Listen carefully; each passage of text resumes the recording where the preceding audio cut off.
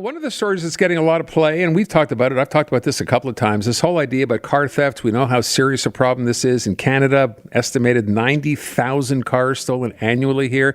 And then the big number that, we heard this week, $1 billion in added costs in terms of insurance premiums that, of course, all Canadians end up paying.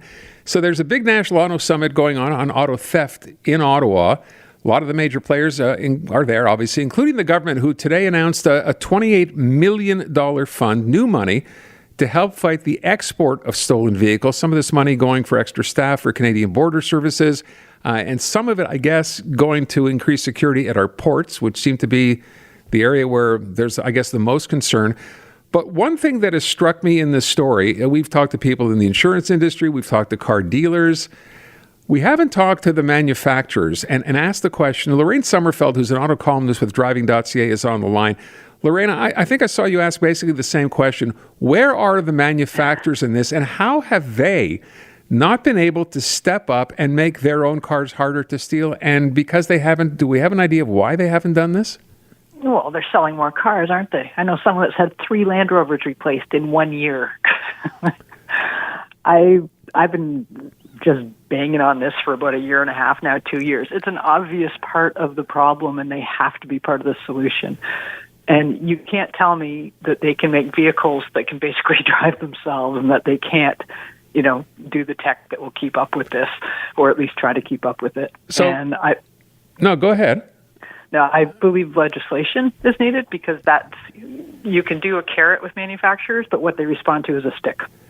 So I'm not sure that I imagine they're part of this auto theft summit. I would hope that they are in Ottawa as well. They are. I'm just wondering, though, and the example is given, you have an iPhone, you lose it or it gets stolen. It basically is a brick for somebody else. It can't be used, yet we can't figure out how to get a car to basically act the same way. Well, you're kind of answering your whole question right there. I believe what you just said, it's pretty basic. And if we can master this with your car is a computer. I think everyone understands that now. I just think they have an obligation and a duty to step up and do better.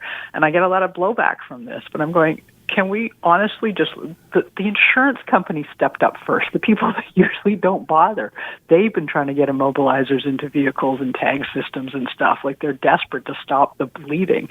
And manufacturers are kind of going, well, sort of, maybe next time.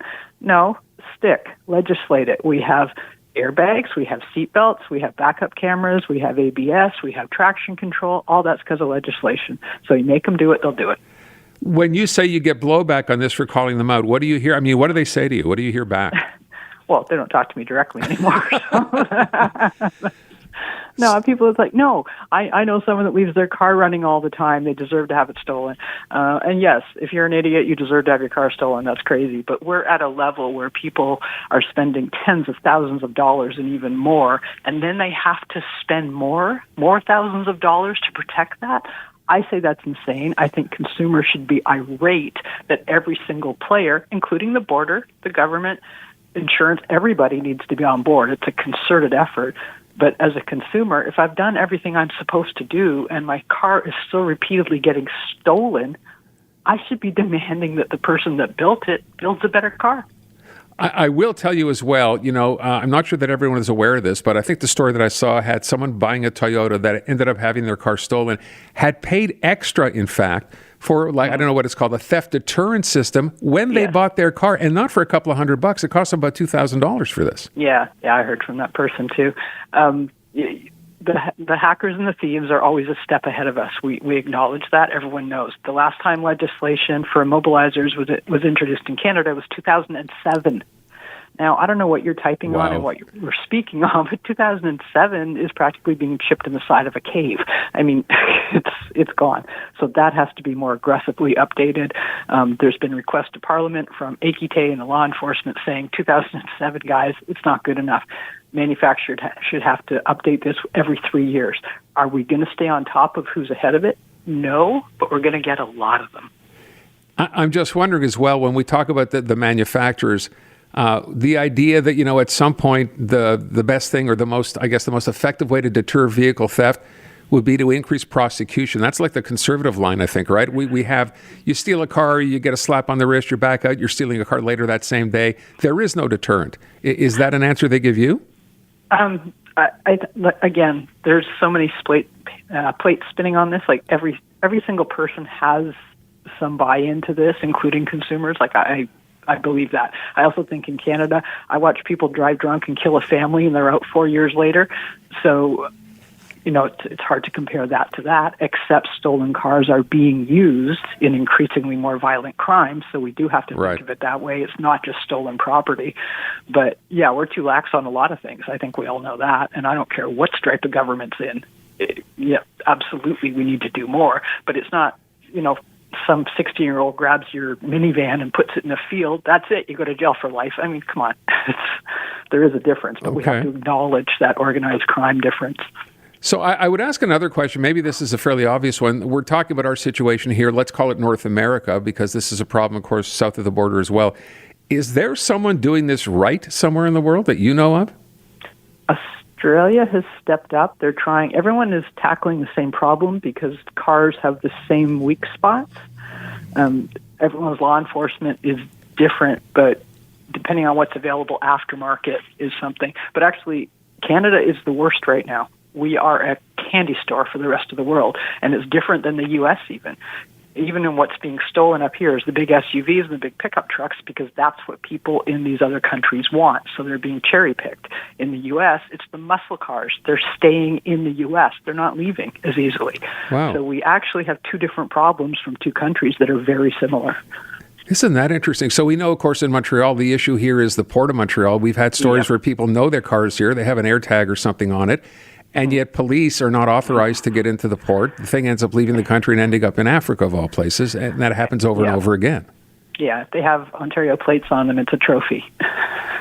Quite a trophy. I would ask, to what you said off the top, I mean, I want to kind of laugh that off, but I wonder if people hearing that think to themselves, well, yeah, ultimately that's what it is. For every car that gets stolen, it has to get replaced. So if you're a manufacturer, where's your incentive to say, oh, no, we want to make our cars harder to steal? You end up selling less cars to replace the ones that were stolen. I don't want to believe that, but it seems kind of obvious. Doesn't it? I don't see an argument with that. Where's the incentive? And again, I'm not putting all the blame on the manufacturers, but I think we're not giving them enough. I really think blaming somebody because they have a tracker system in it and they, didn't park it in their garage, but they did everything else. And oh no, that's your fault. No, if you leave your car idling or you leave the keys in it, okay, dude, that's on you. But all this other stuff, we have to go to the source. We can only put on so many layers of protection and spend so many thousands of dollars beyond what we've already spent before we have to say, this is not right, this is not fair, and it's not making any sense. And there is something they could do about it. So let me ask a dumb question. Before all cars started, most cars now anyway, having push-button starts, right? Remember the old days, you had a key to open your door, a key to start your car. If you have an older model car, does that actually make your car harder to steal? Absolutely. The inventions of key fobs was the beginning of the end, or the beginning of all this nonsense. I hate them. It's ridiculous. That's when the signal started between the key and the car, and they didn't have to go together, and that could be intercepted, and that started the boosting thing, and then they've just extrapolated that, and now that's quaint, interrupting the signal, and people remember putting your keys in foil or in the freezer and all that stuff. That's cute. I mean, they're so far past that. But the key fob, that was the beginning of this nonsense of making the cars incredibly easy to steal. Yeah. I'm thinking someone maybe take that lesson and retrofit cars with push-button starts and put them, give you a key so you protect your car that way. But I guess we're a few years away from having that happen. Okay. I would be first in line. I'd be behind you. Lorraine, thank you so much for your time. I appreciate it. Thanks. Take good care. That's Lorraine Sommerfeld. She's an auto columnist at Driving.ca. It's sad to think that, though, isn't it?